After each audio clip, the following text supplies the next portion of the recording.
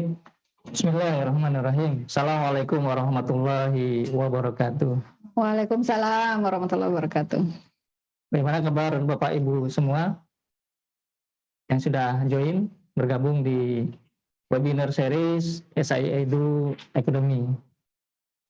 Mana kabarnya Bu Cace hari ini? Alhamdulillah Pak Haji sehat. Alhamdulillah sehat ya, alhamdulillah gitu. Ya, puji syukur kehadirat Allah SWT di siang yang cerah ini gitu ya. Kita sama-sama belajar, sama-sama sharing dengan Bu Cace. Alhamdulillah. Dengan tema konsep dan filosofi sekolah alam Indonesia. Kita sapa dulu Bu Cace. Ini dari beberapa sekolah sudah ikut bergabung bersama kita semua.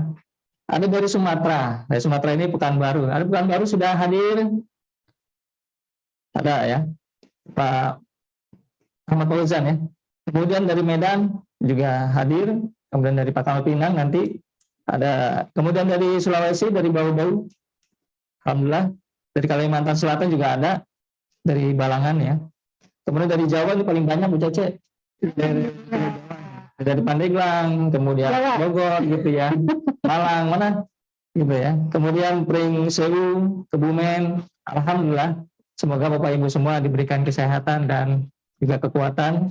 Sama-sama kita belajar di sesi siang ini bersama for the webinar series Rising in Ramadan with SI, sharing in inspiring bersama Sekolah Alam Indonesia. Nah, Bu Cace, kita mau diskusi apa nih terkait dengan hari ini kita memulai ya, mulai gitu. Seri webinar kita. 4 kali kita akan berbagi dalam webinar. Hari ini adalah konsep dan filosofi Sekolah Alam Indonesia. Iya. Oke, tanpa panjang kata, sebelumnya saya ingatkan, Bapak Ibu sudah mendapatkan link Jamboard. Nanti kita akan interaksi ya, berdiskusi dengan media Jamboard, gitu ya, via email masing-masing. Saya harapkan Bapak Ibu semua menggunakan laptop ya untuk sesi sharing kita hari ini agar mudah nanti dalam sesi diskusi menggunakan Jamboard. Begitu Bu Cace. Ya, gitu ya. Nanti Bu Cace akan memaparkan tentang konsep dan filosofi Sekolah Alam Indonesia terbagi dengan ya sesi. Nah, di sesi pertama, setelah sesi pertama nanti selesai, nah nanti kita akan bermain dengan Jamboard. Kita diskusi dengan menggunakan media Jamboard. Gitu Bu Cace. Ya. Tanpa panjang kalam dan kata, silakan kepada Bu Cace, waktu dan tempat saya persilahkan. Ya, bismillahirrahmanirrahim. Assalamualaikum warahmatullahi wabarakatuh. Waalaikumsalam warahmatullahi wabarakatuh. Syukurillah, la nikmatillah, la haula wala quwata illa billah. Ini penggalan pertama dari sepertiga bulan Ramadan kita ya. Mudah-mudahan semangat kita untuk terus berbagi selalu menginspirasi teman-teman semuanya untuk terus belajar. Ya, semoga menjadi masukan juga buat kita Pak Agus ya. Insya Allah kita terus berbagi. Ya, sesi kali ini saya bicara tentang konsep dan filosofi sekolah alam di Sekolah Alam Indonesia. Jadi pengalaman kita, sharing kita, diskusi kita dengan semua guru di Sekolah Alam Indonesia ini yang mewarnai diskusi-diskusi di awal berdirinya Sekolah Alam Indonesia dan termasuk pembahasan yang tidak pernah selesai selama raker dan selama proses belajar gitu. Ini buat teman-teman ya gitu Pak Azri mungkin mengalami ya.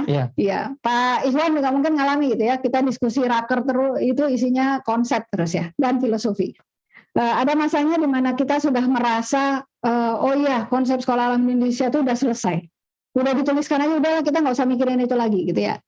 Nah, ternyata ketika proses itu sudah selesai, kita berubah menjadi pelaksana kurikulum. Jadi menikmati Sekolah Alam Indonesia-nya udah beda. Udah urusannya teknis, udah urusannya bagaimana proses belajar mengajarnya dan seterusnya gitu ya. Lupa lagi kita untuk melanjutkan konsepnya gitu. Nah, betul. Ini penting makanya kita diskusi di sini tentang konsep dan filosofi, bukan hanya membahas teknis, tapi justru yang paling dalam itu adalah filosofi dan konsep Sekolah Alam Indonesia. Nanti Bapak Ibu silahkan join di Jamboardnya, di share di file saya juga. Ya, bismillah. Dari apa yang saya sampaikan, Sekolah Alam itu memulai dengan sebuah kegelisahan. Slide-nya boleh? Slide-nya. Bisa di-share? Oke. Iya, lanjut.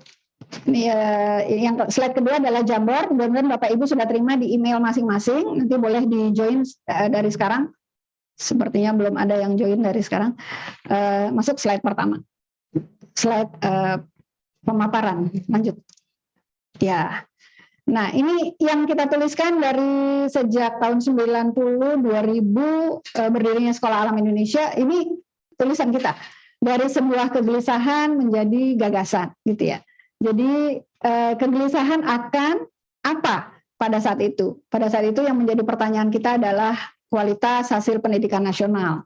Sekolah itu menjadi tidak disenangi. Gitu. Jadi kadang datang tapi malas untuk sekolah, gitu ya. Karena sekolahnya jadi nggak main, nggak apa gitu, asik, jadi nggak asik lah begitu. Nah, kemudian yang kedua yang juga kita kritisi waktu itu, sekolah tuh makin lama makin mahal. Kita mau sekolah bagus, sekolahnya mahal banget gitu. Nah, terakhir adalah hubungan antara lembaga sekolah dengan orang tua yang menjadi makin lama makin hilang. Orang tua udah nggak terlibat lagi dalam proses pembelajaran dari siswa kita. Kegelisahan inilah yang menjadi inspirasi untuk munculnya gagasan. Sekali lagi bahwa ketika kita merasakan ada permasalahan, ada masalah yang kita hadapi, justru diskusi kita di situ makin lama makin ramai gitu ya. Akhirnya lahirlah gagasan-gagasan yang lebih baik gitu.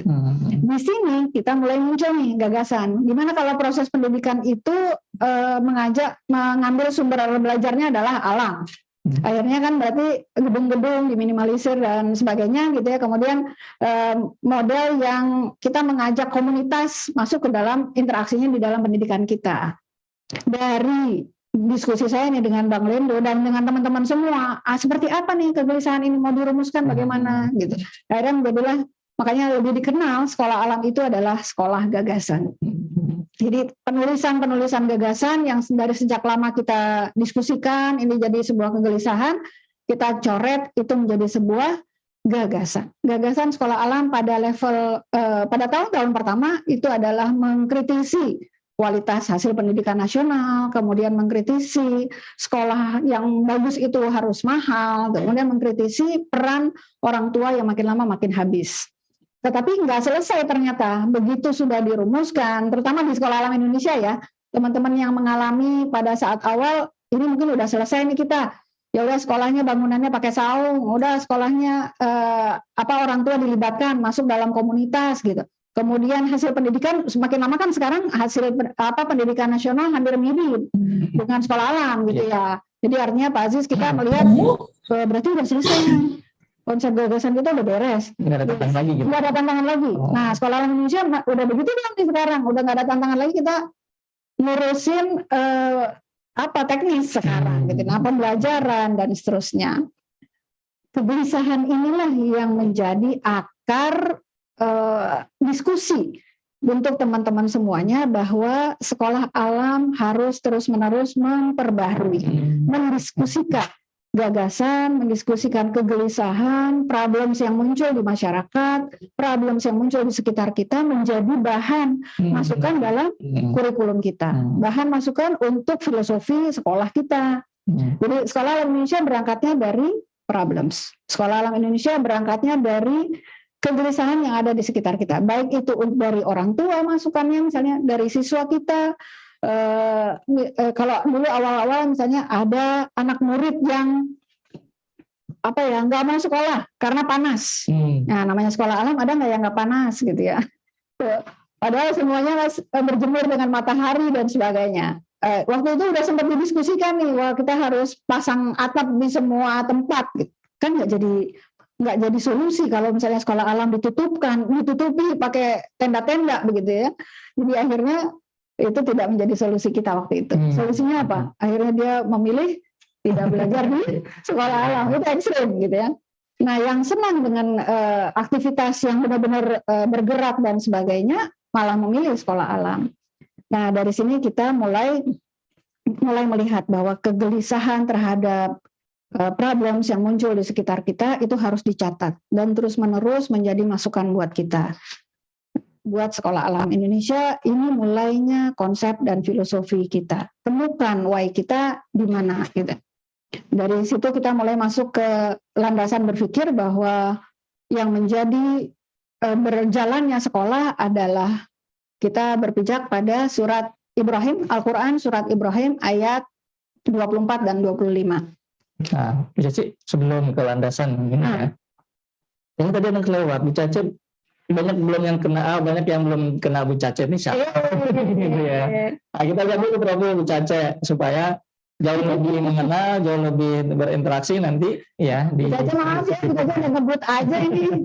Silakan kita kenal dulu siapa Bu Caci ini.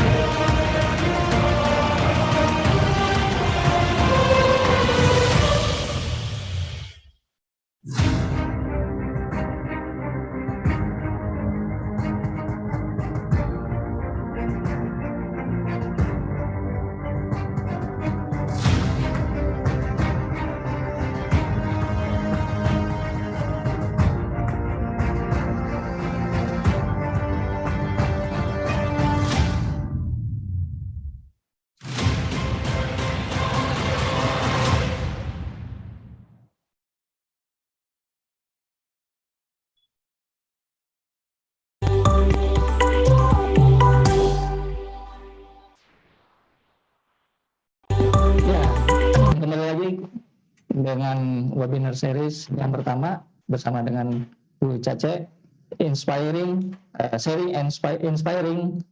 bersama dengan SI2 Academy. Nah, Bu Cace tadi menarik terkait dengan landasan konsep dan filosofi sekolah alam Indonesia itu seperti apa sih Bu Cace? Masuk lagi kita ke bagian ini yang banyak sekali landasan ayat Quran ya Pak Aziz.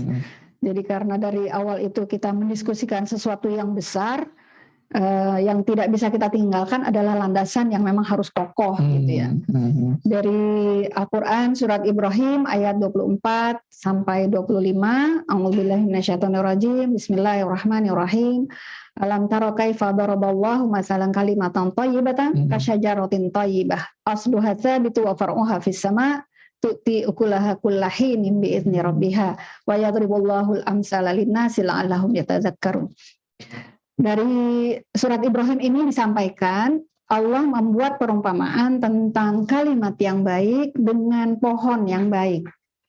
Kalimatun thayyibatan kasyajaratin thayyibah asluha tsabit, akarnya kokoh, sabit. Wa far'uha fis sama', cabangnya menjulang ke langit. Tuti ukulaha, diberikan buahnya keluar setiap musim. Hina bi'izni rabbik, buahnya akan muncul setiap musim. Jadi ada 3 yang digambarkan sebagai pohon yang baik. Aslu sabitu wa far'uha fis sama' tuti ukulaha kullahinin bi'izni rabbiha. Dia menjadi pohon yang akarnya kokoh, kemudian cabangnya juga menjulang ke langit, berarti tinggi dan mungkin besar gitu, memberikan buah pada setiap musimnya. Yang sedang kita lakukan di sekolah gitu ya. Sekolah ini yang paling penting apa Pak Aziz dari 3 poin itu? Buahnya dulu berarti di ujungnya. Iya, kalau buah itu pengen buahnya cepat, berarti udah aja di stack gitu ya, stack langsung bonsai gitu ya, pohonnya pendek aja kemudian langsung berbuah. Gitu. Ternyata bukan itu yang digambarkan gitu kan ya, sebagai pohon yang baik akarnya kokoh, akarnya kuat. Jadi kalau belum muncul batangnya, belum muncul pohonnya, apalagi muncul buahnya, tapi akarnya kuat, insya Allah dia akan jadi baik, gitu kan? Yang diperkuat awal adalah akar. Yang diperkuat pertama adalah akar. Yang menjadi landasan berpikir kita, kokohkan akarnya. Nah, akar itu apa sih? Landasan berpikir, landasan iman, landasan sekolah, landasan pijak bergerak, landasan bergerak, dan seterusnya. Ini landasan ini semua adalah akar. Jadi ketika sekolah sudah kehilangan landasan akarnya, itu udah menjadi pohon yang gampang aja ngikut arah angin gitu kan, belum ngeluarin buah gitu dalam setiap musim. Kita udah mikir lagi, mungkin batangnya nggak kuat nih, padahal lupa kita untuk melihat akarnya. Apa akar itu yang menjadi landasan berpikir kita. Bagaimana pohonnya, itu yang menjadi landasan berpikir kita. Dan buah setiap musim itu seperti apa. Nah, ini landasan berpikir sekolah alam Indonesia. Sampai sini belum kebayang ya. Perlu dicontoh nih. Akar, batang. Nah, ini baru dari situ kita melihat baru yang besarnya seperti apa. Yang kedua adalah surat Al-Baqarah ayat 30. A'udzubillahi minasyaitonirrajim. Wa idz qala rabbuka lil malaikati inni ja'ilun fil ardi khalifah. Qalu ataj'alu fiha may yufsidu fiha wa yasfiku dima wa nahnu nusabbihu bihamdika wa nuqaddisu lak. Qala inni a'lamu ma la ta'lamun. Enggak bosan kan? Kan ayat Quran ya Pak juga. Nah, ayat ini yang paling sering dibahas, ditanyakan kepada disampaikan kepada teman-teman ya. Ternyata pengulangan, mungkin ini proses pengulangan yang harus terus-menerus diulang juga memang ya. Ini ja'ilun fil ardi khalifah. Yang ingin kita kuatkan di akar itu adalah proses pendidikan di Sekolah Alam Indonesia yang kita sesuaikan dengan proses penciptaan manusia di bumi. Yaitu apa? Ini ja'ilun fil ardi khalifah. Jadi sebagai khalifah itulah yang menjadi tujuan proses pendidikan di Sekolah Alam Indonesia. Jadi kalau Sekolah Alam Indonesia tujuannya udah bukan ini, berarti akarnya sudah nggak kokoh. Nah, periksa lagi nih kokohan akar dari pendidikan di Sekolah Alam kita seperti apa. Di sekolah Bapak Ibu bagaimana gitu ya. Jadi periksa lagi kekokohan akar dari proses pendidikan di Sekolah Alam atau sekolah Bapak Ibu semuanya. Yang disebutkan di sini adalah bagaimana menjadikan penduduk bumi itu sebagai khalifah. Kira-kira kalau misalnya kita lihat dengan penjabaran akar, cabang yang kokoh dan hasil dan buah, itu prosesnya berapa lama? Ini ja'ilun fil ardi khalifah. Apakah satu proses KBTK selesai Pak Aziz? Enggak. SMP, berarti proses pendidikan yang terus-menerus kan, yang ditanamkan kepada siswa kita. Mungkin pada saat dia bersekolah di sekolah kita baru menguatkan akarnya. Tapi dia sudah selesai mungkin bersekolah di sekolah kita. Boleh sih kita terjemahkan dengan kita bikin level berikutnya deh. Boleh ya? Boleh. Tapi kalau misalnya dia akhirnya mencoba di sekolah yang lain gitu ya, kekokohan akar itu masih tetap berlanjut, dan itu bagus. Jadi proses pendidikannya masih tetap berjalan, mau di sekolah mana juga. Nah, kalau di sekolah kita itu tidak kita lakukan terus-menerus, akarnya tidak akan kokoh gitu. Sampai kapan juga ini kekokohan akar yang diperlukan. Ini ja'ilun fil ardi khalifah, bisa jadi kita perlu menguatkan dengan keimanannya.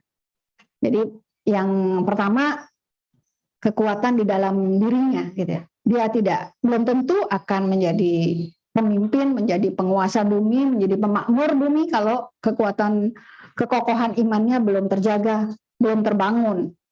Nah, bagaimana dengan Sekolah Alam Indonesia ya, termasuk yang perlu kita evaluasi nih kekokohannya sampai mana gitu ya, yang terus-menerus harus dijaga dan terus-menerus dievaluasi kekokohan proses berpendidikan di Sekolah Alam kita. Jadi akar perlu kita lihat lagi akarnya sampai di mana kita menginisiasi, bagaimana kita menginisiasi sekolah kita terus-menerus harus kita pertahankan. Dengan Sekolah Alam Indonesia juga begitu. Jadi Bapak Ibu semuanya dengan sekolahnya masing-masing nih, apakah sudah selesai dengan proses interaksi dengan lingkungan sekitar, apakah sudah melaksanakan secara optimal tanggung jawab kita terhadap diri kita, terhadap anak didik, dan terhadap lingkungan kita. Itu juga bagian yang perlu kita periksa terus-menerus. Yang berikutnya adalah surat Al-Anbiya ayat 107. Wa ma arsalnaka illa rahmatan lil alamin. Dan tiadalah kami mengutus kamu melainkan untuk menjadi rahmat bagi semesta alam. Jadi manfaatnya anak didik kita bukan hanya dirasakan oleh dirinya. Manfaatnya sekolah alam kita dan sekolah Bapak Ibu semuanya ya, bukan hanya dirasakan oleh sekolah alam itu sendiri atau sekolah itu sendiri gitu ya, tapi juga harus dirasakan manfaatnya bagi seluruh alam, seluruh semesta alam. Nah, ini yang menjadi PR termasuk SAI. Sudah terasa belum ya rahmatnya bagi semesta alam? Jadi artinya ini perlu kita jaga dan kita perlu evaluasi terus-menerus. Bagaimana mengukurnya? Pada satu kesempatan saya pernah bicara nih sama Bang Lendo. Apa sih rahmatan lil alamin? Di slide berikutnya, rahmatan lil alamin itu beliau menyebutkan begini, bangsa yang maju adalah bangsa yang ramah dengan lingkungannya. Ini syarat yang pertama. Bangsa yang ramah dengan lingkungannya artinya bukan hanya sekedar berinteraksi ya, tapi memang sudah ada saling terbangun. Sekolah membutuhkan lingkungannya, lingkungan butuh sekolah. Jadi sekolah bukan hanya sekolah ya, bukan hanya institusi pendidikan, berarti kan semua aktivitasnya terjaga dengan lingkungannya. Maka Allah yang akan menggerakkannya.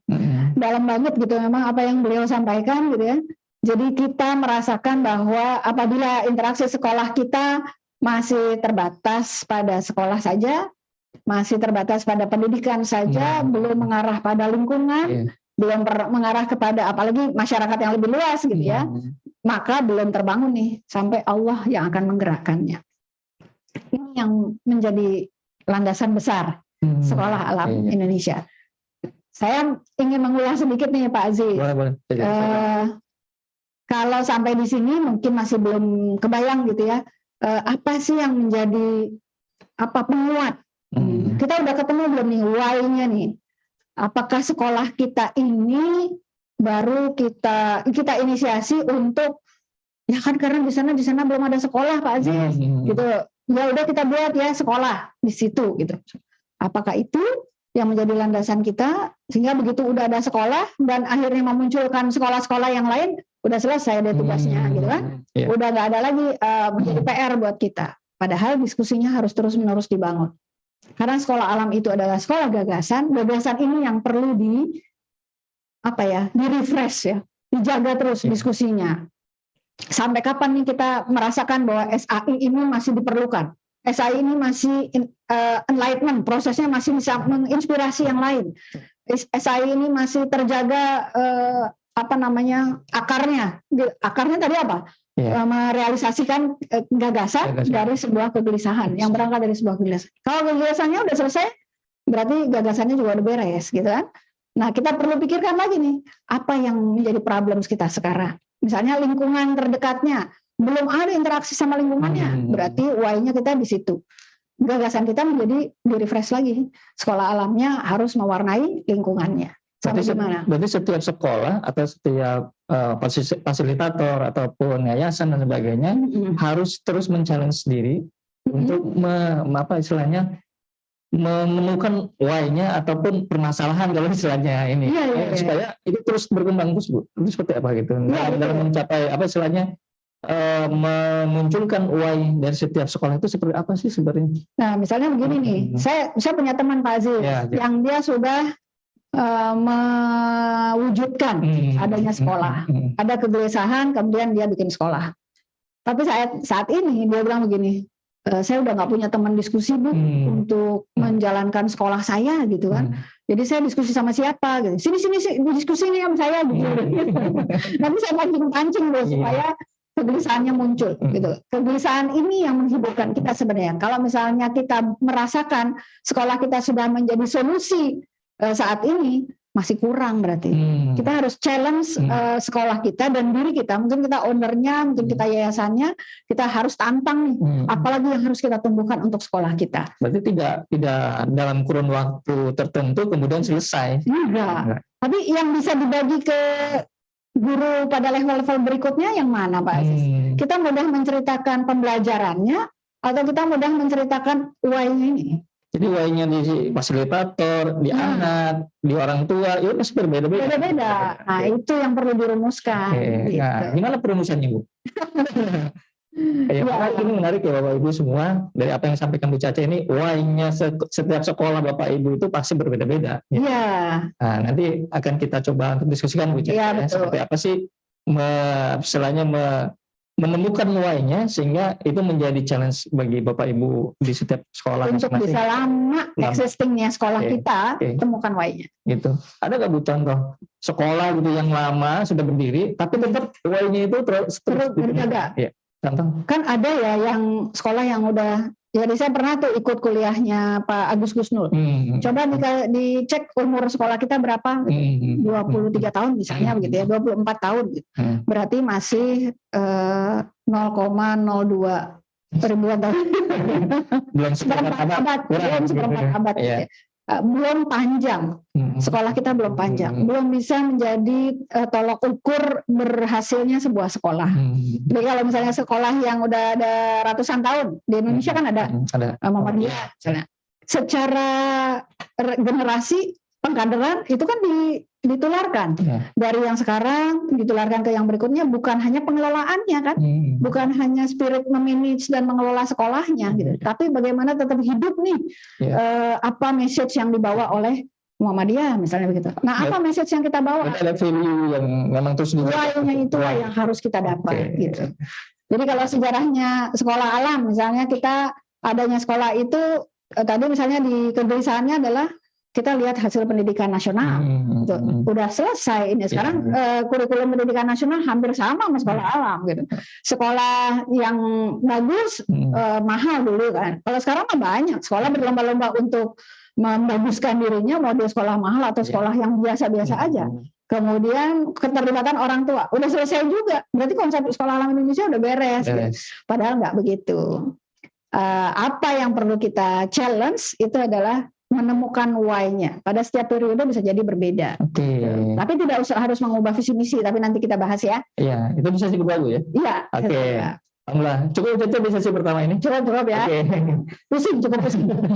Gimana Bapak Ibu, di sesi pertama ini tadi kita di akhir kata dari Bu Caca adalah bagaimana setiap sekolah Bapak Ibu semua menemukan why-nya.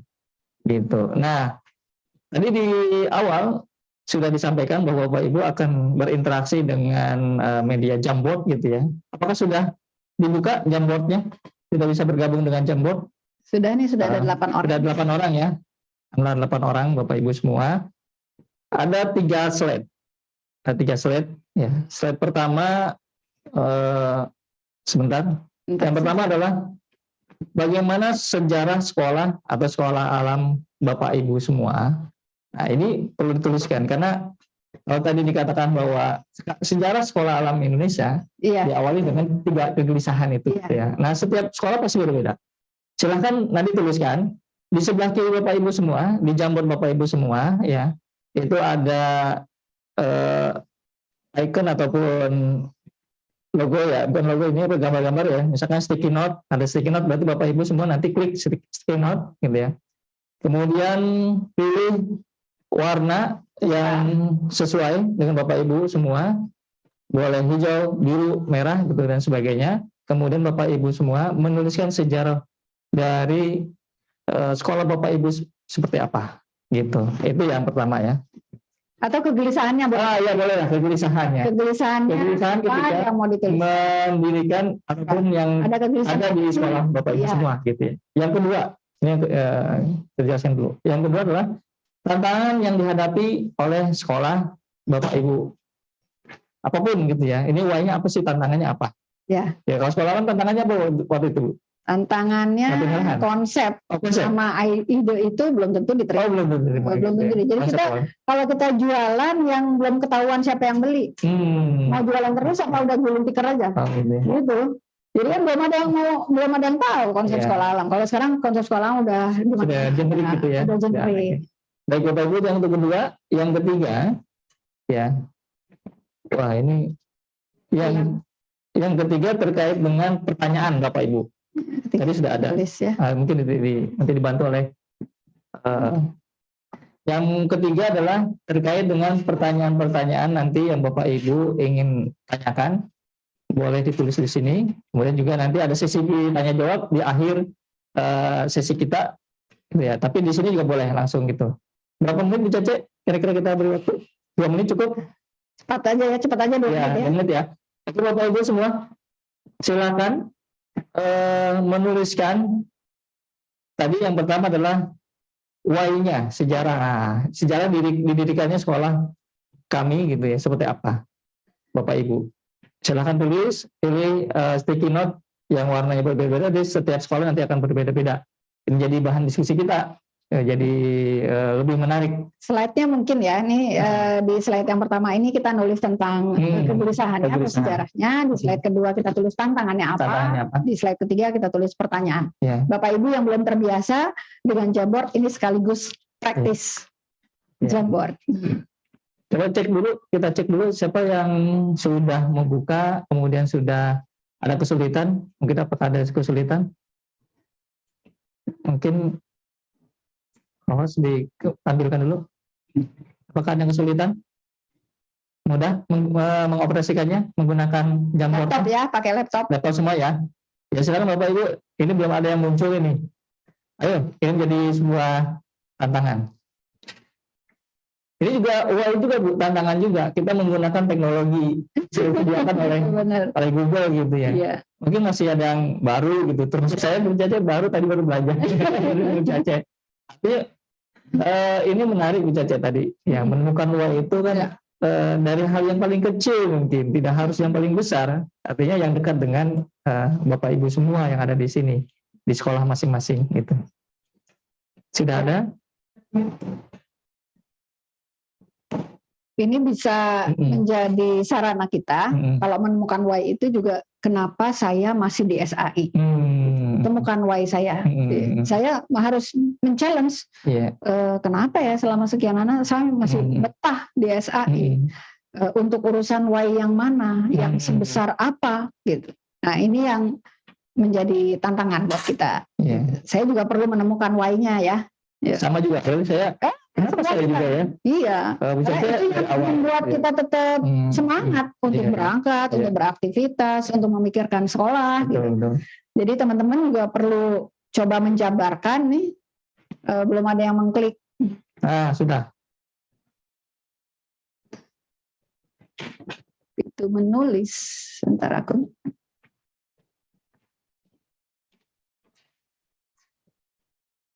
Sudah ada. Di saya belum muncul ini. Oh, udah ada. Di sheet 1 ya.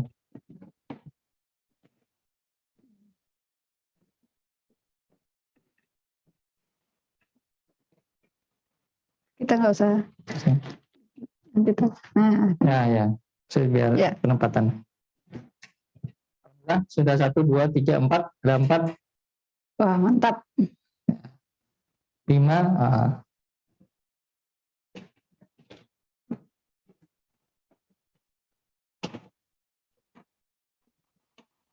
Ada lagi? Ini jumlahnya ada berapa Bu Cece? 8 ya. 10, 11. 11 ya. 11, 1, 2, 3, 4, 5. Baru 5. Kalau 11 ada 6 lagi. Kalau yang sudah di slide pertama, apakah bisa yang kedua Bu Cece? Boleh. Boleh ya. Silakan lanjut ke slide kedua ya. Silakan Bapak Ibu. Saya nggak apa-apa baca. Nanti yang belum slide yang pertama silakan ditulis saja. Yang kedua silakan lanjut sampai yang ketiga.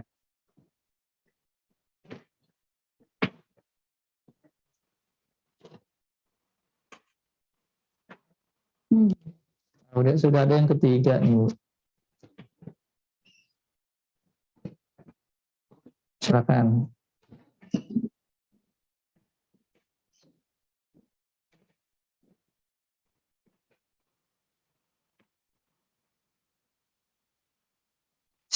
Tantangan itu slide kedua ya.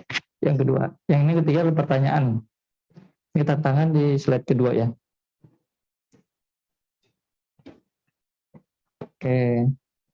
Tantangan pertama adalah SDM, tantangan yang dihadapi oleh sekolah.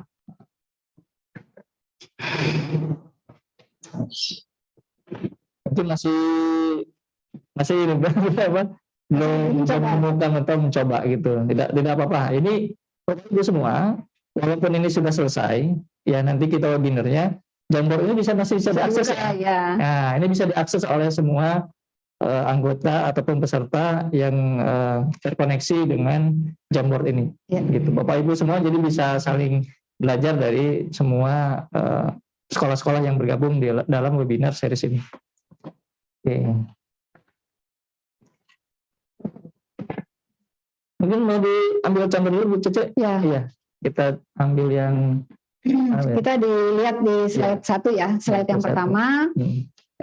Di situ dituliskan hampir semuanya sih mengarah pada proses pendidikan yang mengajarkan pada penguatan akhlak, dan yang kedua adalah kesadaran lingkungan yang baik, gitu ya, seimbang dengan kesadaran lingkungan yang baik. Jadi artinya ini yang menjadi dasar, yang menjadi dasar sekolah tersebut. Ini bisa digabung nih, kita bikin sekolah baru, yang itu dia dasarnya.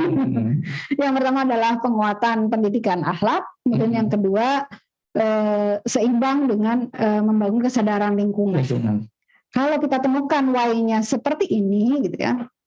Jadi artinya sekolah yang kita sajikan, sekolah yang kita inisiasi, kira-kira selesai nggak dengan kurikulum yang satu aja? Gitu. Selesai nggak? Selesai. Kita rumuskan kurikulum, kemudian tidak ada challenge lagi dari lingkungan, tidak ada challenge dari akhlak dan sebagainya. Konsep sekolah udah selesai. Sudah bisa langsung dibuat dalam bentuk visi misi dan seterusnya, gitu ya.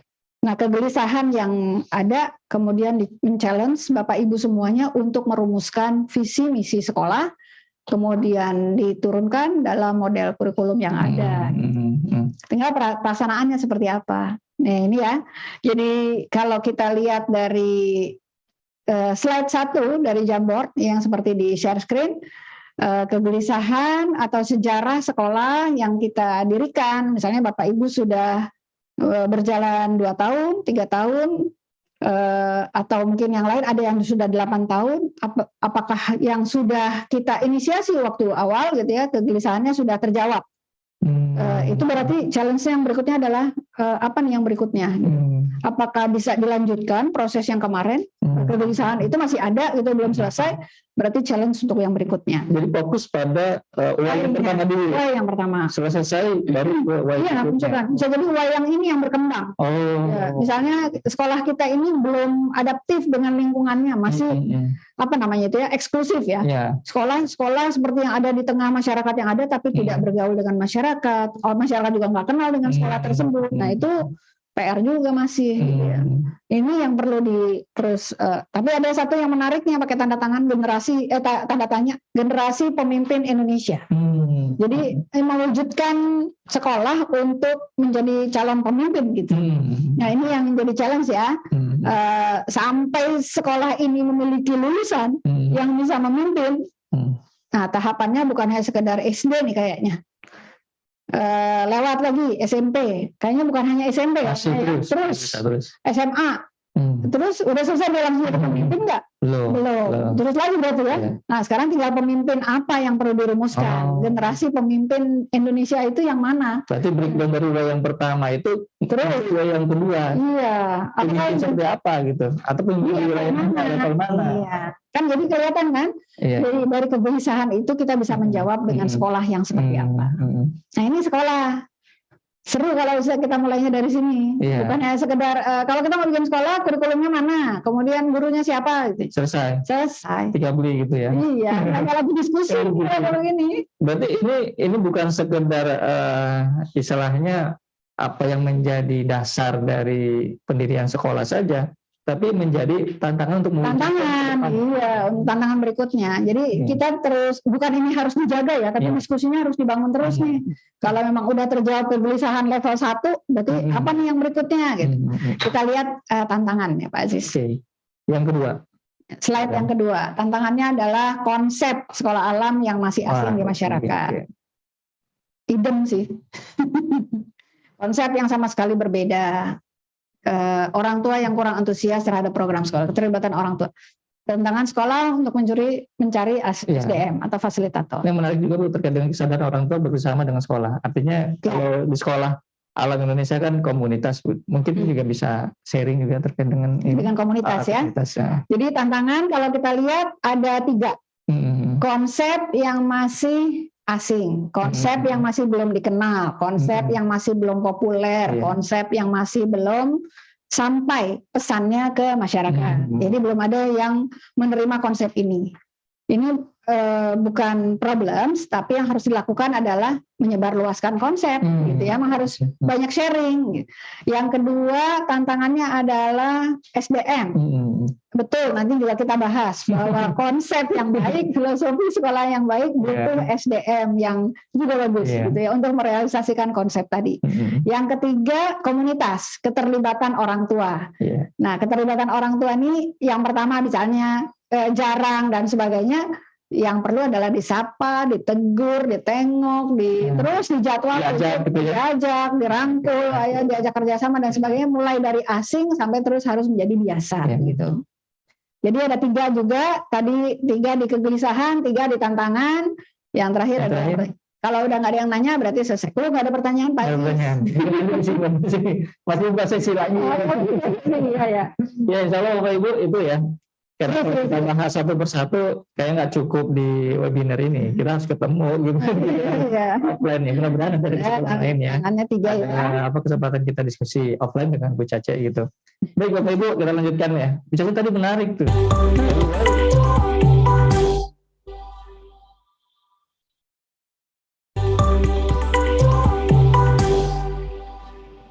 Ya, sharing and inspiring bersama SIA Edu Academy. Baik, Bu Caca, tadi menarik dari why, kemudian bagaimana menurunkan sampai visi misi dari sekolah itu. Caca ada jawabannya nggak? Itu masuk dalam pembahasan kita, insya Allah. Tapi nanti teman-teman cacah sendiri ya, breakdown-nya di sekolah masing-masing. Kita masih masuk di tujuan pendidikan di sekolah alam, termasuk di sekolah alam Indonesia. Itu adalah lanjut slide. Nah, ini nih tujuan mendirikan sekolah alam. Boleh di ATP diamati tiru plek, ambil aja gitu. Karena ini semuanya landasannya Quran. Jadi yang pertama yang perlu kita wujudkan itu yang paling inti, yaitu apa? Pribadi Muslim sebagai Abdullah, sebagai hamba Allah. Nah, yang perlu dibangun, yang perlu dicaca dari sini adalah bukan hanya kurikulum pembelajaran, tapi semua kurikulum yang terkait dengan bagaimana membentuk pribadi Muslim pada siswa kita. Naik yang berikutnya adalah Khalifatullah fil ard. Itu adalah bagaimana dia mulai merasa dia menjadi bermanfaat ya setelah dirinya dia menjadi bermanfaat. Yang ketiga lil muttaqina imama, menjadi pemimpin dari lingkungan yang terdekat. Kemudian yang keempat, baldatun thayyibatun wa rabbun ghafur. Dia punya kemanfaatan dari skala negara, kalau baldah itu negara gitu ya, dari skala yang lebih besar. Nah, yang lebih luas adalah rahmatan lil alamin. Ini kan konsep lagi konsep yang belum dicacah dalam bentuk breakdown-nya seperti apa, kurikulumnya dan seterusnya. Nah, ini yang kita asah nih Pak Aziz. Iya. Saya bagi menjadi 2 aja ya. 2 boleh. Biar gampang. Yang pertama adalah membangun akhlak, yang kedua adalah membangun peradaban. Nah, dari situ kita bagi menjadi 2. Why-nya kita tadi ya, why kegelisahannya itu apa, kita masukkan apa yang diproses di akhlaknya, apa yang masuk di membangun peradaban. Konsep yang kedua adalah kalau di Sekolah Alam Indonesia itu ada bagaimana membangun karakter Islami. Slide lanjut. Nah, ini yang kedua. Yang kedua adalah tadi ya, kalau misalnya kita membentuk karakter pribadi Muslim itu pasti pakai Islamic karakter. Kebetulan di sini semua yang ikut serta adalah dari sekolah yang berbasis Islam, gitu ya, basicnya Islam. Belum ada yang mengabarkan kalau ada sekolah yang lain. Tapi ini bisa di switch ya, ditukar. Karakter itu sudah menjadi bahasa nasional. Kalau dalam bahasa Islamnya itu akhlak gitu. Jadi Islamic karakter itu akhlak, means akhlak gitu, yang berarti adalah akhlak. Itu yang paling dasar, yang paling dalam. Jadi penguatan akar yang pertama itu adalah karakter akhlak tadi, Islamic karakter. Baru yang menumbuhkan di sekitarnya nih, community base. Yang kedua nih, kalau di Sekolah Alam Indonesia kita pakai komunitas. Karena yang pertama belajar di SAI adalah gurunya. Gurunya ya. Yang kedua belajar adalah orang tuanya. Jadi orang tua itu ikut terlibat, jadi masuk ke dalam komunitas gitu.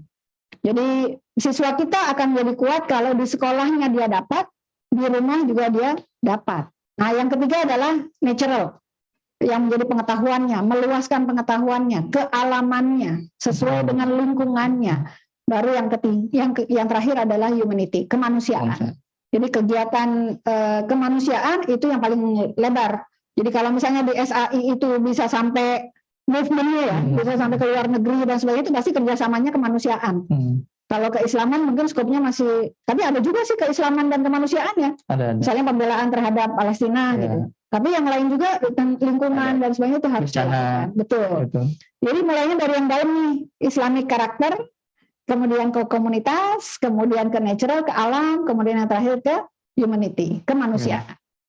Oke, tadi Bu Caca menarik humanity gitu ya. Terkait dengan humanity juga kan kita punya slogannya, let's jump gitu. Ya. Let's jump gitu. Jump itu apa sih Bu Caca? Jump itu singkatan. Singkatan yang punya arti Indonesia banget. Jump itu artinya lompat, benar ya? Join our education movement program. Gitu. Jadi semangat kita membangun education movement. Tapi tidak sendirian. Kalau masih SAI aja itu tadi masih skalanya. Masih skala sendiri. Webinar kali ini juga bagian dari program Let's Jump. Betul ya. Karena kita berharap tadi kalau hanya membentuk akhlak gitu ya, mungkin pribadi, tapi peradaban butuh dukungan, butuh semua orang, pergerakan yang sama gitu. Tidak harus sekolah alam, tapi semua sekolah yang punya misi yang sama, membangun peradaban sama-sama gitu. Menarik Bu Caca, silakan lanjut. Lanjut, yang ini skip aja, lanjut lagi. Nah, kalau di Sekolah Alam Indonesia visi misinya begini. Kita bagi dua aja, membangun akhlak dan membangun peradaban. Jadi membangun akhlak fokusnya pada pribadi, pada diri. Lalu bisa siswa, fasil, komunitas, sekolah dan masyarakat, lingkungan dan seterusnya. Jadi akhlak juga kan udah gini. Membangun peradaban pasti yang lebih luas lagi. Ya. Nah dari sini kita turunkan tadi ya kegelisahan tadi, fokus pada membangun akhlak yang mana. Tadi teman-teman sih sebenarnya sudah ada beberapa apa yang di sejarahnya atau kegelisahannya itu adalah membangun akhlak gitu. Nah sama nih kita fokus pada membangun akhlak. Berarti yang perlu kita bahas dalam itu adalah bagaimana membangun akhlak di Sekolah Alam Indonesia. Saya juga yang bicara kayaknya. Tadi di webinar seri kedua gitu ya. Di hari Kamis ya nanti kita ketemu lagi dengan Bu Caca gitu. Pasti lebih menarik karena ini membreakdown apa yang yang ada di Sekolah Alam itu seperti apa sih itu di breakdownnya hingga akhirnya sampai metodologi nanti gitu, di akhir ya. Ya, lanjut Bu Caca. Ini jadi ini yang kedua ya. Vision mission, jadi visi misi kita cacah aja jadi dua aja gitu kalau di kita. Yang pertama membangun akhlak, kedua membangun peradaban. Membangun akhlak sebagai pribadi siswanya, sebagai pribadi gurunya, sebagai pribadi sekolahnya harus kokoh akhlaknya. Baru bisa membangun peradaban. Nah, itu jamnya, itu lompatnya dari membangun akhlak ke membangun peradaban. Yang berikutnya adalah kalau sekolahnya sudah akhlaknya terbangun. Nah, udah dari sekolah ke movement. Ya, dari sekolah ke movement. Education movement itu munculnya dari sekolahnya gitu ya. Jadi membangun akhlak, membangun peradaban. Di sekolah kita juga perlu membangun akhlaknya.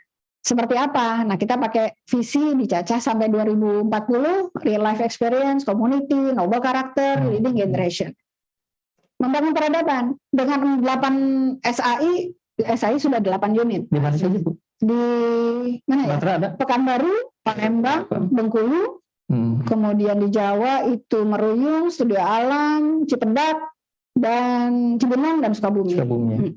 Tapi dengan 8 unit, apakah sudah selesai membangun peradaban? Belum.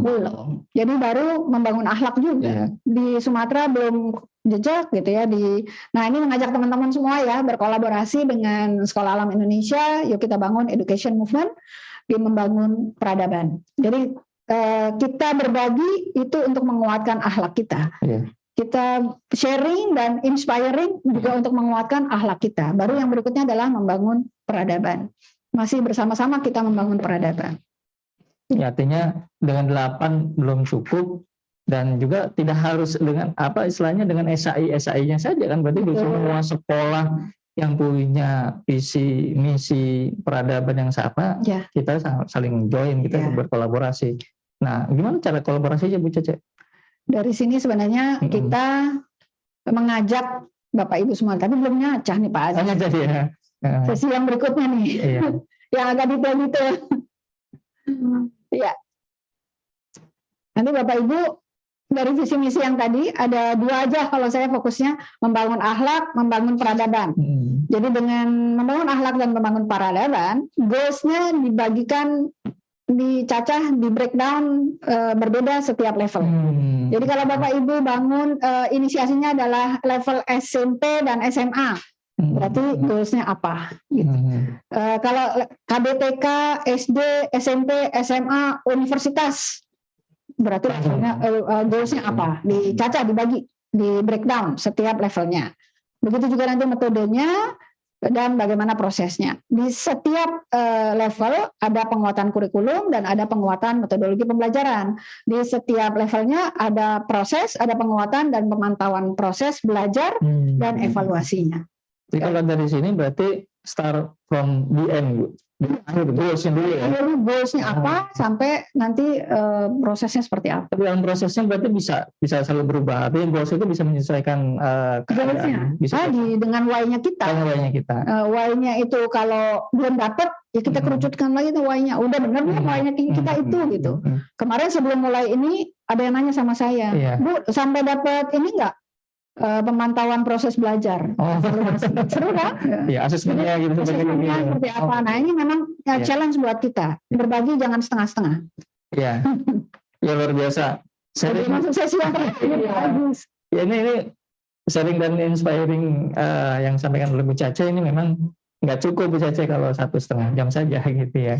Yang perlu ada sesi-sesi lain yang harus kita cacah lagi. Walaupun besok nanti ya hari Kamis kita hendak ketemu lagi bagaimana mencacah satu aja gitu ya. Karena memang butuh waktu. Kita mudah-mudahan cukup waktunya. Nah, sesi yang terakhir sesi yang terakhir implementasi.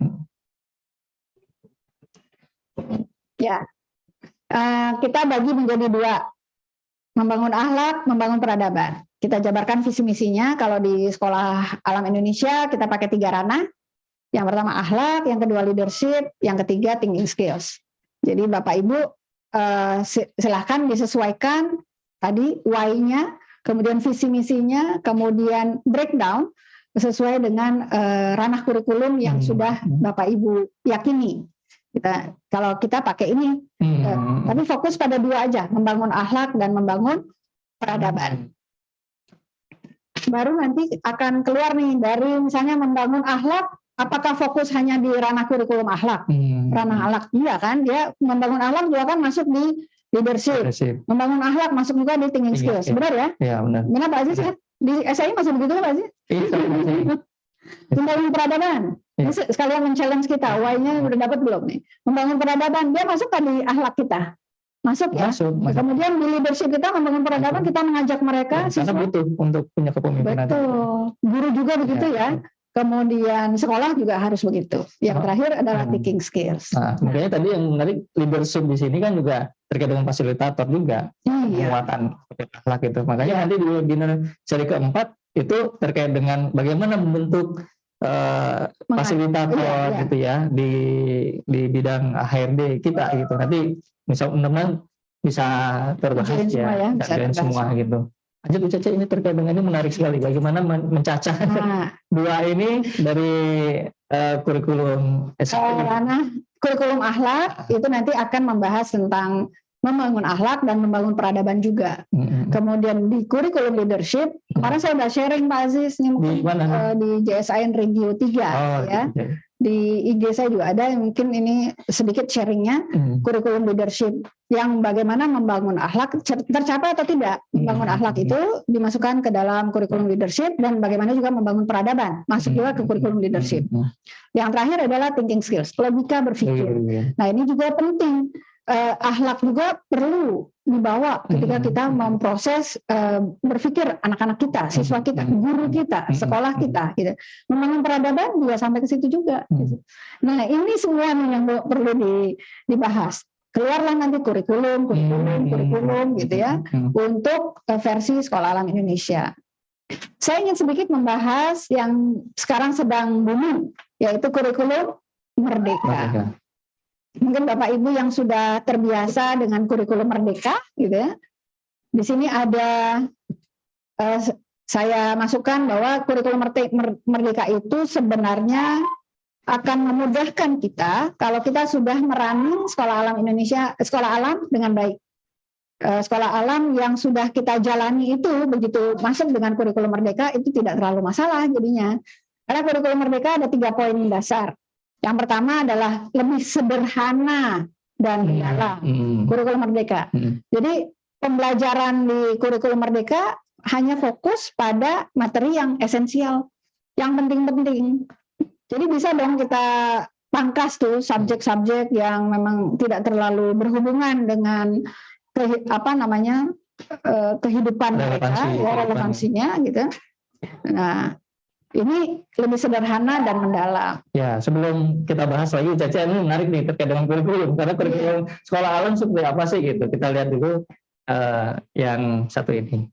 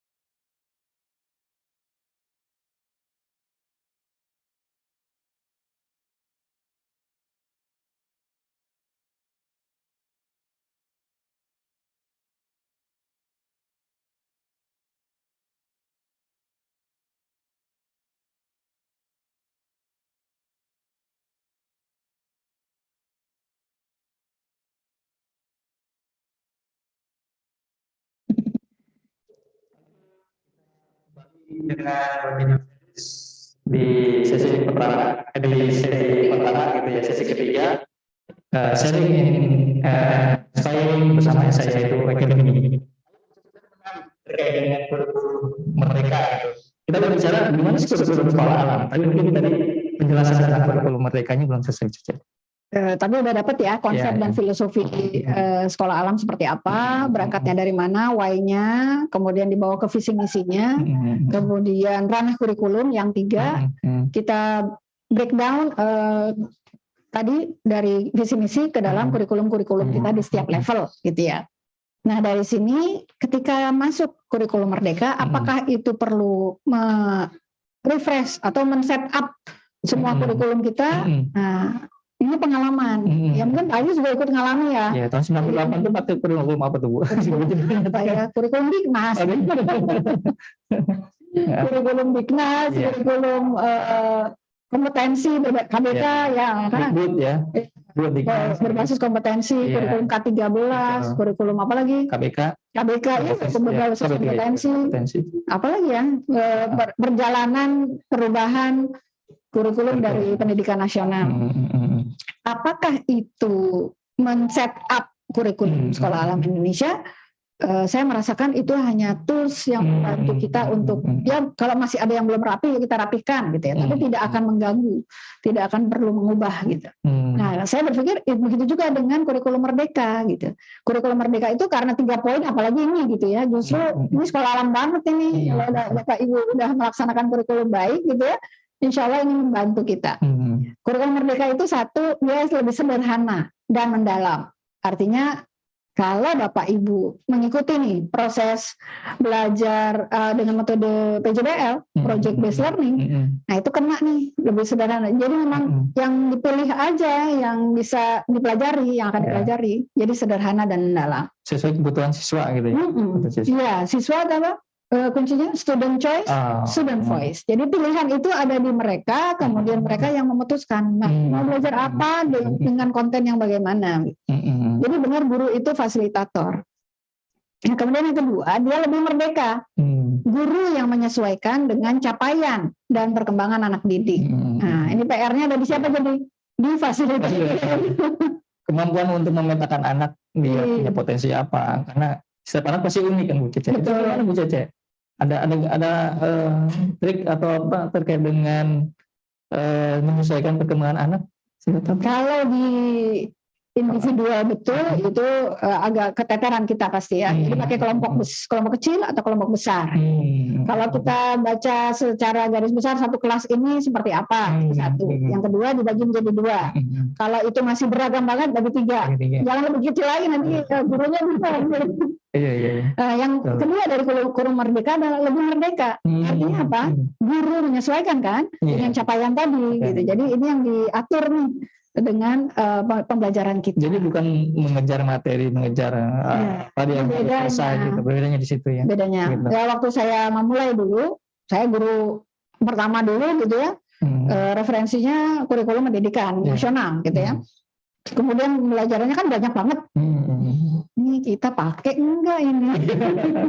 Ternyata memang kurikulum di Indonesia itu banyak banget yang dipelajari, tapi belum fokus dan belum mendalam gitu, belum mendalam. Nah ini bedanya kurikulum Indonesia dengan kurikulum yang ada di luar mungkin ya, yang Bapak Ibu yang mengalami proses belajar mengajar di luar Indonesia itu dapat ini yang bagaimana menyesuaikan dengan capaian dan akhirnya dalam gitu pembelajarannya.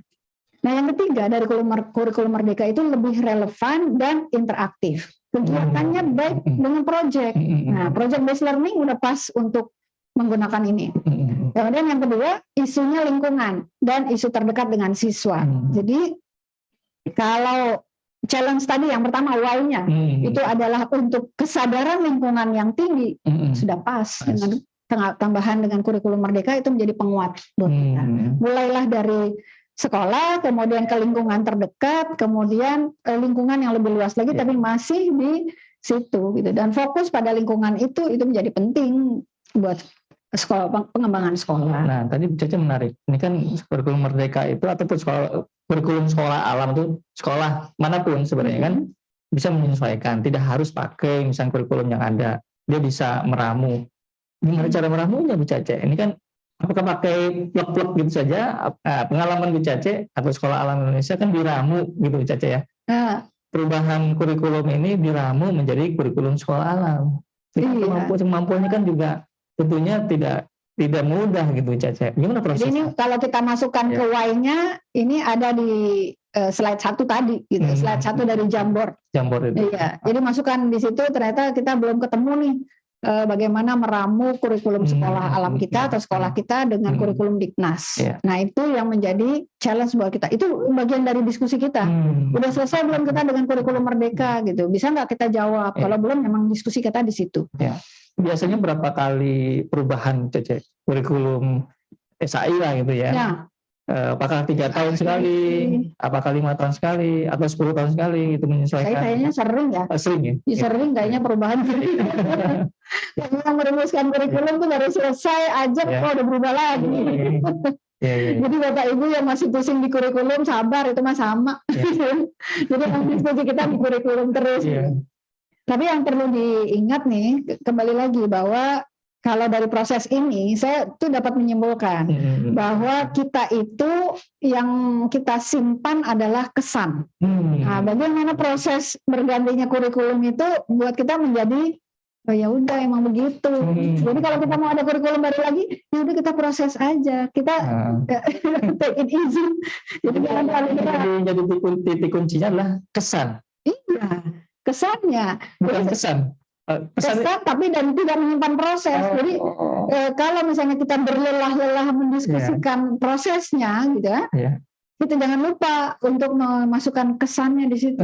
Sebenarnya sama Pak Aziz, sama anak kita. Iya. Waktu awal-awal dulu gitu ya, awal-awal dulu tuh kalau karena konsep sekolah alam, banyak Bapak Ibu tadi yang menuliskan konsep sekolah alam belum bisa diterima, gitu ya. Sama sih, semua kita yang memulai sekolah alam itu pasti itu tantangannya gitu ya. Nah, ketika anak kita sekolah ditanya belajar apa, dia bisa jawab nggak? Dia nggak bisa jawab belajar apa. Tapi kalau ditanya main apa, dia bisa jawab. Nah, semua permainan yang dia sebutkan itu adalah proses pembelajaran. Artinya yang dia tangkap kesannya adalah main. Padahal sesungguhnya dia belajar. Jadi dia tidak menyimpan proses belajarnya, tapi dia menyimpan kesan belajarnya itu. Jadi belakangan baru dia tahu ya mainnya kamu itulah itu belajar gitu ya. Main di kebun gitu ya. Main di kebun. Nah kalau kita main-main sama kurikulum, itu nggak kesannya. Ganti lagi kurikulum. Tapi kita ambil benang merahnya. Ternyata kesannya adalah hanya melatih kita untuk bisa lebih dinamis ya, dinamis dengan semua kurikulum yang ada. Jadi nggak usah takut gitu. Proses dinamika aja bahwa ganti menteri ganti kurikulum ya kita change aja, tinggal ganti kertas. Sebenarnya isinya sama. Menarik tadi ya tentang bermain Cece. Saya juga pernah ditanya sama itu. Pernah ingat nggak waktu SMP atau SMA pelajaran apa yang paling berkesan? Nggak ada Cece. Yang paling berkesan apa misalkan? Main gitu ya, atau misalkan main bolanya gitu ya. Jadi tidak ada hubungannya dengan pelajaran kalau ditanya apa yang paling berkesan. Nah di sekolah alam Indonesia berarti yang paling berkesan itu adalah pengalaman atau prosesnya. Nah itu yang kita sebut dengan real life experience, pengalaman yang memang dekat dengan kebutuhan ruang belajar mereka. Jadi kalau itu yang kita rumuskan, mereka akan menyimpan kesan sekaligus proses belajarnya, sekaligus experience-nya dan meaningful-nya. Gimana itu bisa berarti buat masa depan mereka. Kan tujuan pendidikan kita membangun peradaban, bukan hanya membangun akhlak, tapi juga membangun peradaban. Jadi itu akan kebawa terus. Gimana kalau kita cerita tentang alumni gitu Pak Aziz? Alumni kita yang kita ngalamin betul gitu ya, menyaksikan dia bersusah payah menyelesaikan instalasi outbound. Itu saya ceritain juga di kurikulum leadership gitu ya. Tapi begitu dia udah selesai dari Sekolah Alam Indonesia, ternyata itulah yang membuat jiwa dia merasa ditantang terus dan selalu akan ada yang mensupport. Nah dari sini dia belajar bahwa ini prosesnya. Jadi waktu dia menjalani di Sekolah Alam Indonesia itu mungkin sesuatu yang berat buat dia, tapi kita tahu itu adalah dia sedang menyimpan kesannya. Nah, begitu juga yang lain, mungkin alumni yang berhasil banyak sekolah yang akan merasakan melihat gitu alumni yang berhasil. Saya punya cerita Bu Caca, mungkin sedikit nih ya. Cerita anak kebun lah ya, anak seorang tukang kebun kita di Sekolah Alam gitu ya. Iya betul, sekolah di Sekolah Alam itu mungkin kalau dikatakan seperti lampu Bolham gitu ya, itu 5 watt, diem gitu ya, kemudian biasa-biasa saja. Ternyata ketika pindah gitu ya, melanjutkan pendidikan SMK gitu ya, beliau ini, anak ini gitu ya, menjadi leader Bu Cece, menjadi istilahnya yang diandalkan oleh guru bahasa Inggris gitu ya, menjadi penyupport gitu ya, support dari teman-temannya gitu, itu luar biasa gitu. Karena kesan yang ditangkap di Sekolah Alam itu sampai SMP waktu itu sangat-sangat membekas gitu. Ya mungkin di Sekolah Alam ataupun sekolah Bapak Ibu bisa-bisa saja waktu awal-awal gitu, tapi kesan yang ditangkap itu yang menjadi akhirnya apa? Menjadi bekal bagi anak tersebut gitu ya. Jadi kesan ini harus mendalam Caca ya. Itu real life experience. Tapi ini nggak mudah Bu Caca. Gimana supaya Yang itu tadi. Balik lagi ke yang tadi. gitu ya. Why-nya itu dapat enggak Ya, gitu. gitu ya. Nah, buat kita semua yang menginisiasi sekolah, sekolah itu adalah pekerjaan yang bukan hanya selesai setahun, 2 tahun, 3 tahun, 6 tahun, tapi terus sampai umur kita habis juga sekolah ini harus tetap berjalan. Kalau masih seperempat abad itu masih sedikit gitu. Ada yang udah 100 tahun di Indonesia, ada yang sudah 1000 tahun di dunia, itu kan ada sekolah, dan itu masih tetap berjalan, running gitu. Artinya apa? Dia dapat betul gitu ya. Bagaimana menularkan spirit itu untuk terus menularkan pada generasi berikutnya. Siapa sih yang melaksanakan kurikulum atau konsep sekolah yang kayak gini gitu loh? Coba umur pasti udah selesai. Itu apa? Itu di fasilitatornya. Gitu. Iya. Nanti kita fasilitator di webinar keempat ya. Iya, tapi sedikit lah ini. Boleh, silakan. Gimana Bu Cace untuk fasilitator ini? Fasilitator itu dari pengetahuan menuju kesadaran. Jadi coba saya tanya Pak Iwan. Pak Iwan berangkatnya dari guru apa? SD. Guru SD. Guru benar. Guru apa yuk? Benar, ada. Ya kalau di sekolah alam Indonesia itu udah biasa nih. Kalau Pak Aziz? Saya dulu sadar ingin jadi guru. Wah, mantap. Tapi sekarang jadi guru benar. Jadi ada yang masuk ke sekolah alam Indonesia itu sebagai guru nyasar. Tapi sekarang juga ada juga yang masih nyasar. Sambil kenal orangnya.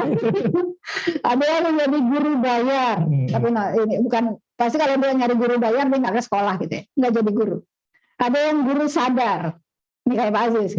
Nah, proses di sekolah alam Indonesia itu menjadikan kita semua menjadi guru benar, insya Allah. Nah, fasilitator atau guru yang seperti itu tuh yang bisa menjalankan ya, mendrive konsep filosofi yang dalam kayak tadi itu. Makanya ngomongnya cuma 1,5 jam ini sedalam apa ya, mudah-mudahan bisa ditangkap. Jadi kalau tadi pertanyaan di awalnya itu Bu, fasilitator berganti terus itu dalam arti bahwa ini sedang menemukan, sedang mendapatkan rezeki fasilitator yang benar. Atau yang sadar. Atau kita sedang dilatih menguatkan konsep dan filosofi kita. Kalau sekali ngomong sama Pak Aziz, saya ceritain aja yang level 1. Tapi ini Pak Aziz nih misalnya nggak dapat gitu ya, udah dapat ke Pak Aziz level 1. Kita pindah ke Pak Iwan. Pak Iwan saya kasih level 1 nggak dapat. Kasih level 2 belum dapat juga. Kasih level 3 baru dia dapat. Artinya kita sedang menguatkan konsep dan filosofi yang perlu kita sampaikan secara menularkan kepada fasilitator yang ada. Ya dengan itu proses penguatan fasilitator itu dimulai. Jadi nggak boleh capek ngomong. Jadi jangan berkecil hati ketika banyaknya pergantian. Terus aja dikuatkan gitu. Akarnya dulu. Yang juga seperti tadi akarnya dulu. Iya betul. Oke. Baik. Menarik bisa saya. Lanjut Cece. Udah kayaknya. Jadi kayaknya dari fasilitator ini yang bisa kita lakukan untuk penguatan konsep dan filosofi sekolah alam Indonesia. Masya Allah, luar biasa. Nggak terasa Bu Caca, hampir 1,5 jam ini. Tapi masih ada satu sesi tanya jawab. Iya, tanya jawab. Ya Bapak Ibu semua, kita cek. Nanti siap-siap ya. Boleh di chat, boleh juga voice-nya di mute, ada unmute gitu ya. Silakan ditanyakan langsung oleh Bapak Ibu semua ke Bu Caca. Atau juga nanti kalau memang ada pertanyaan yang masih tadi why-nya juga belum ketemu gitu, silakan juga di Jamboard. Oke, sesi berikutnya sebelum kita ke sesi pertanyaan tanya jawab, kita hadirkan yang satu ini.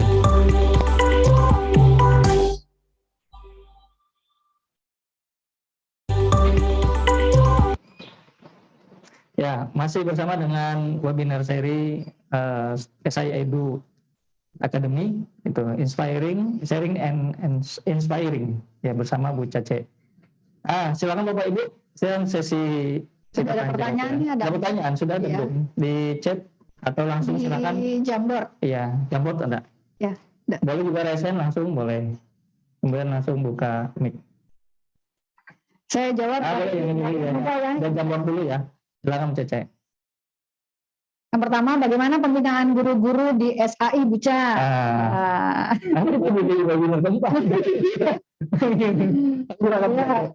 Kan pertanyaannya bagaimana? Berarti how to menjaga guru-guru untuk memiliki penguatan. Penguatan. Jadi kalau kita malah memberikan sekali, itu baru menyampaikan 1 kali, 2 kali berarti tumbuh lagi, 3 kali baru lebih kuat. Jadi kalau namanya pembinaan itu perlu dilakukan berulang-ulang. Di Sekolah Alam Indonesia berproses dari sejak guru masuk pertama kali ke sekolah, menjadi guru yang pertama ya. Nah, ini nanti di sesi yang keempat ya. Percobaan ya. Percobaan, terus masuk menjadi guru tidak tetap, menjadi guru pratetap, menjadi guru tetap, dan seterusnya. Itu ada penguatan-penguatan. Nah, penguatan ini yang ada kurikulumnya, kurikulum nggak bahasanya. Ada bukunya lah gitu ya, ada handbooknya. Apakah dia perlu dikuatkan dari sisi ruhiyah, dikuatkan dari sisi jasadiah, kemudian dikuatkan dari sisi fikriyah. Jadi keimanannya, kemudian fisiknya, ada latihannya, kemudian dari sisi pemikirannya. Ada proses metodologi belajar, penguatan metodologi mengajar yang disampaikan ke guru-guru kita. Tapi nanti itu di webinar yang lebih dalam lagi yang keempat ya, yang terakhir ya. Itu di bulan. Nah, kalau pertanyaan berikutnya, tadi ini mungkin agak menangkap dari merujuk surat Ibrahim tadi tentang perumpamaan sebuah pohon. Kalau kita mulai dengan akar yang kuat, yang kokoh, apakah itu analoginya sama dengan why kita, alasan kita? Kalau yang saya ingat berkali-kali nih, kalau kita ingin menumbuhkan akar yang kuat, akar yang kokoh, yang perlu kita lakukan adalah menumbuhkan akar itu supaya dia kokoh. Kita challenge dengan semua dengan challenge. Ini sekolah kita udah bisa menjawab masalah ini belum? Sekolah kita udah bisa menjawab masalah ini belum? Sekolah kita udah bisa menjawab masalah yang itu belum? Nah, kalau kita tanya-tanya nih, sekolah kita udah bisa menjawab belum untuk permasalahan yang muncul? Artinya dia masih butuh tantangan ke depan. Nah, apakah kita mau mulai dengan, kalau kita mulai dengan tadi pemahaman tentang kalimat thayyibah dengan kasyajaratin thayyibah. Itu sebenarnya penguatan ruhiyah ya, penguatan keimanan. Tapi kita bisa jabarkan dari membangun akhlak tadi, baik dari siswa dan untuk sekolah, kita mulai dengan penguatan akar. Nah, kalau saya ditanya Pak Aziz berkali-kali nih, Bu Caca kalau nguatin akar pakai apa gitu. Bisa dipupuk pakai apa gitu. Pakai apa gitu. Medianya bagaimana? Iya. Penguatan akar penguatan akar gitu ya. Penguatan konsep sekolah, penguatan guru, penguatan filosofi, itu kita pakai semua hal lah yang bisa kita pergunakan. Ini paling tidak 3.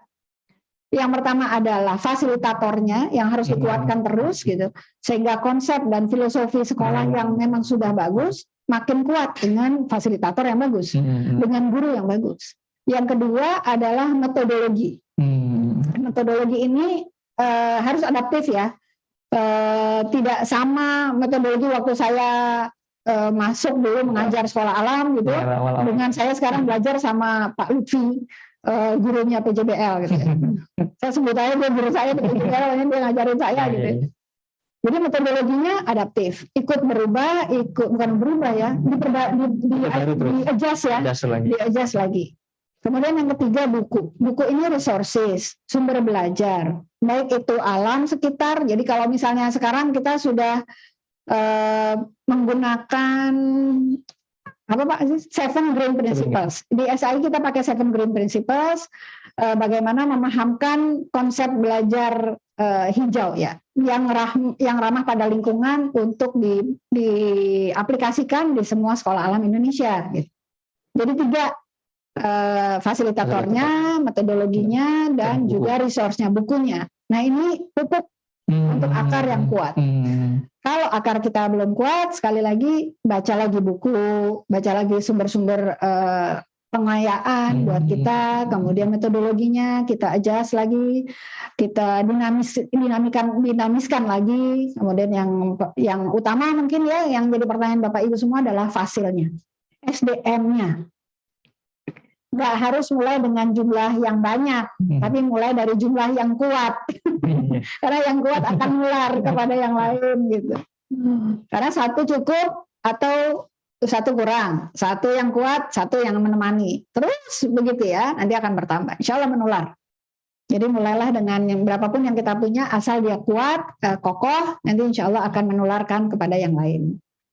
Itu mungkin dari pertanyaan yang kedua tentang tadi ya, tentang dari surat Ibrahim ayat 24-25. Kemudian yang ketiga, jika saat ini sekolah sudah mencapai target yang dicanangkan, apakah dibuat new vision? Sebaiknya per berapa tahun? Kalau menggali visi misi memang jangan terlalu pendek jaraknya, itu sebentar tercapai. Jadi kalau sekolah itu baru berusia 5 tahun, kemudian targetnya sudah tercapai, berarti targetnya kurang jauh. Ya, targetnya harus lebih jauh lagi, lebih besar lagi. Nah, nggak apa-apa, tapi semua proses ya, semua proses. Ini proses yang sudah kita lakukan, misalnya kita buat target itu 3 tahun, sehingga 3 tahun berjalan sekolah, targetnya sudah tercapai. Oke, yang berikutnya, new vision boleh, tapi pasti tidak akan berbeda jauh dari visi kita yang pertama. Buat aja target yang lebih jauh. Itu menjadi tantangan buat kita ya. Sebaiknya per berapa tahun? Kalau di sekolah alam, kemarin kita buat untuk 20 tahun ke depan. 20 tahun ke depan, kemudian di breakdown per 5 tahun.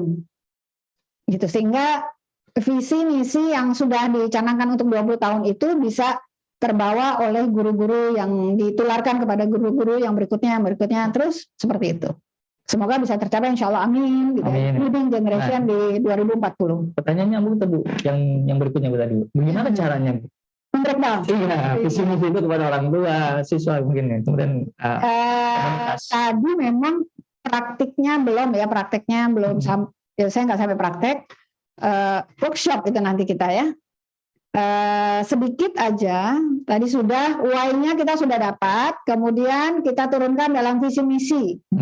Kita turunkan dalam visi misi sampai mau kita buat 10 tahun boleh gitu. Kemudian di breakdown menggunakan goals, metode dan proses. Kita punya level apa? Level SD aja dulu dengan visi misi tadi kita plot untuk level SD. Sampai mencapai kalau misalnya kita buat visi misi untuk 10 tahun berarti kita breakdown per 5 tahun sehingga visi misi tadi yang di breakdown untuk level SD apakah tercapai itu goalsnya untuk 5 tahun, kemudian turunkan untuk goals yang seperti itu kita pakai metode apa, kemudian yang ketiga prosesnya, penguatan kurikulum, penguatan proses.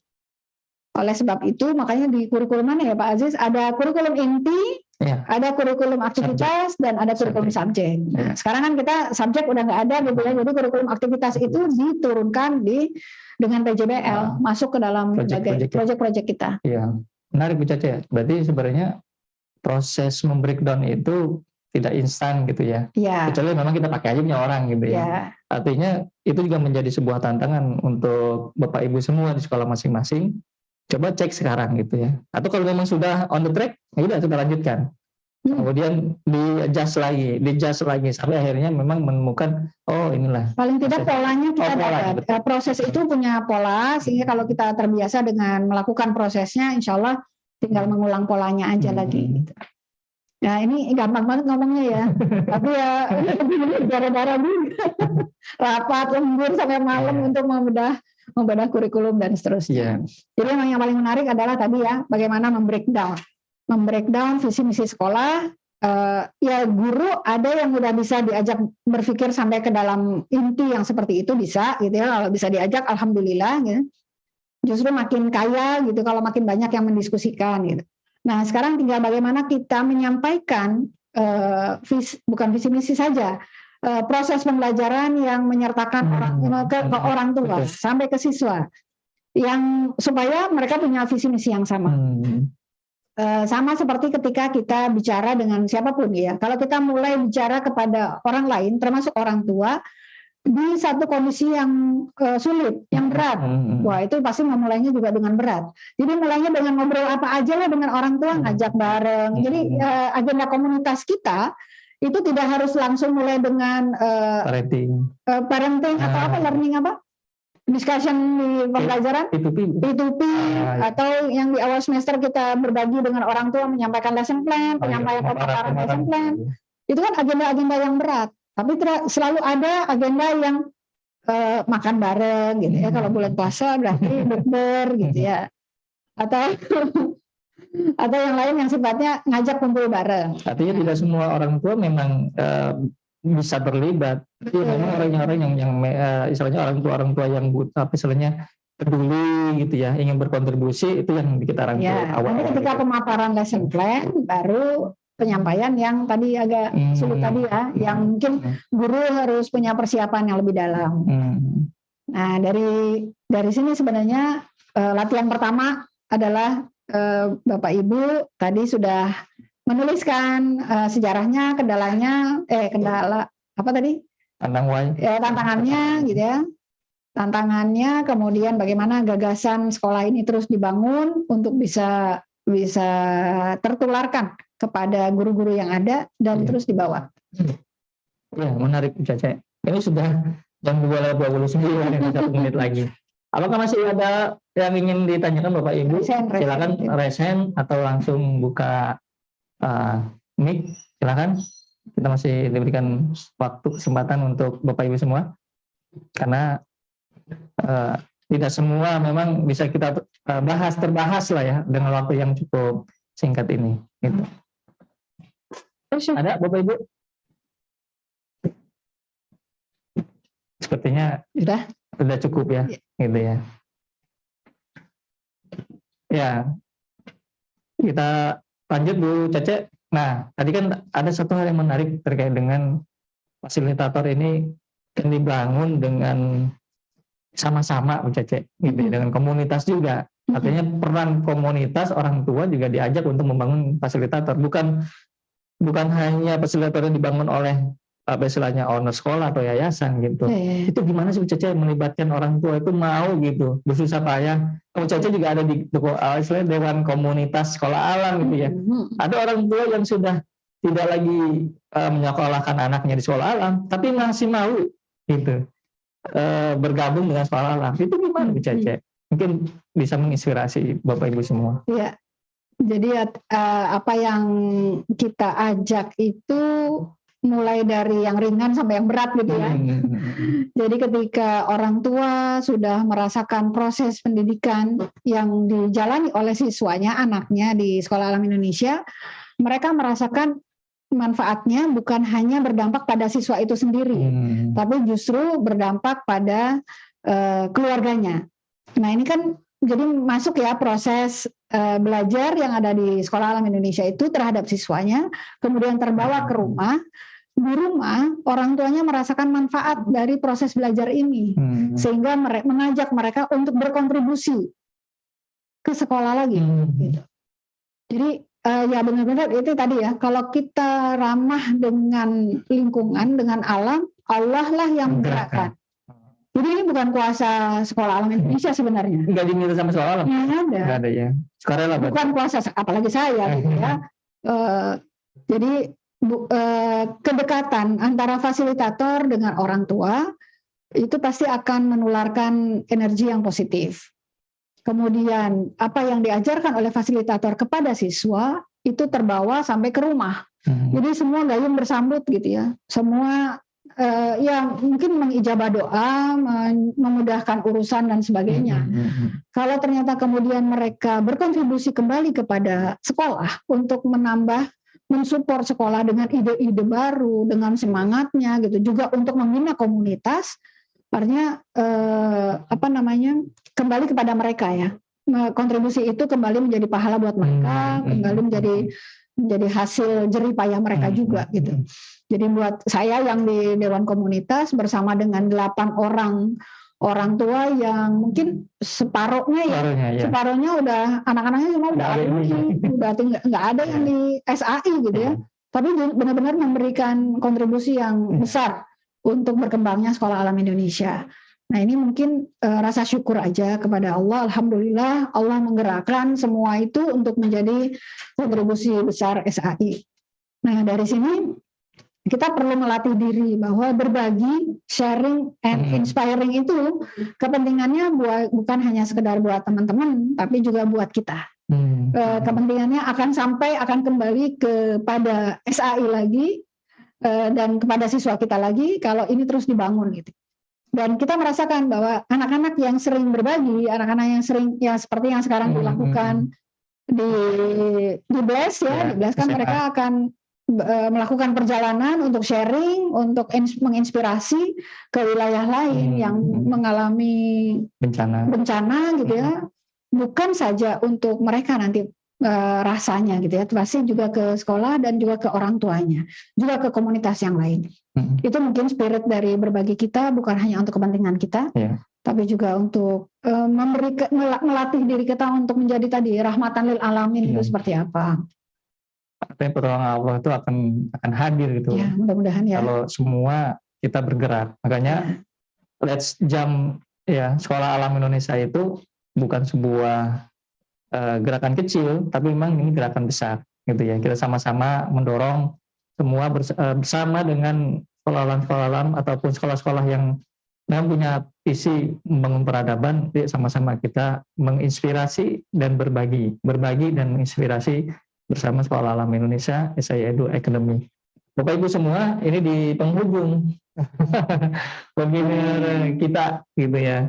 Mungkin Bu Cace, Anda atau masih ada yang ingin ditanyakan atau didiskusikan Bapak Ibu?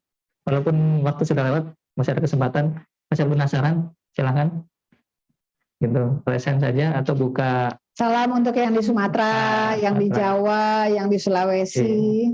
Mudah-mudahan kita nanti bisa mampir ya, gitu, kesempatan dan juga rezeki ke sana ya. Baik Bapak Ibu semua, ini sesi akhir kita. Di akhir ini Bu Cace ada closing statement terkait dengan tema kita di siang ini. Ya, sekarang kan temanya berat banget ini ya, konsep dan filosofi Sekolah Alam Indonesia itu. Hanya mengingatkan diri kita sendiri, saya pribadi dan juga Sekolah Alam Indonesia khususnya untuk menjadi bertahan dengan semua konsep dan kedalaman filosofi tadi. Setiap sekolah perlu menemukan why-nya, perlu menemukan urgensinya sekolah kita ini kenapa harus tetap ada. Buat kita pribadi, kenapa kita tetap ada di sekolah juga, gitu. Mungkin menjadi satu proses.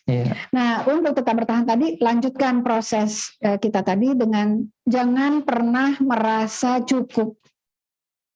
Jadi harus terus merasa perlu belajar, jadi master, gitu ya, master belajar, masih harus terus belajar. Jangan pernah merasa cukup. Kalau kita merasa sudah punya atau sudah memiliki, sangat mungkin ada yang perlu kita adjust lagi. Kalau kita sudah merasa besar, kita merasa sudah kuat, sangat mungkin kita harus mengevaluasi, ada yang perlu kita adjust lagi. Jadi terus-menerus harus melakukan proses belajar yang siklusnya seperti itu gitu. Jadi untuk membuat kita tetap bertahan adalah kita jangan pernah merasa selesai, jangan pernah merasa cukup dengan konsep filosofi yang sudah kita miliki. Terus-menerus harus di-adjust. Wallahu a'lam bishawab. Masya Allah. Terima kasih gitu ya. Terima kasih Bapak Ibu semua atas kebersamaannya, ini luar biasa. Mudah-mudahan nanti di sesi webinar yang kedua gitu ya, di hari Kamis Bapak Ibu ya, nanti hadir lagi bersama dengan saya dan Bu Cace gitu ya, kita bahas tentang konsep dan filosofi kurikulum akhlak gitu ya. Ini memberikan tadi pertanyaan dari visi misi kemudian sampai dengan prosesnya seperti apa sih di kurikulum akhlak itu. Ya, saya ucapkan terima kasih banyak Bu Cace atas kehadirannya, gitu, atas serinya. Mudah-mudahan ini menjadi inspirasi kita semua, gitu ya. Kemudian juga atas kehadiran Bapak Ibu semua yang sudah join bersama dengan SAI Edu Academy, gitu ya. Sharing and inspiring, ya. Let's Jump dengan Sekolah Alam Indonesia. Mudah-mudahan membawa keberkahan dan pembelajaran menginspirasi untuk Bapak Ibu semua. Kita ada yang lewat dulu, silakan.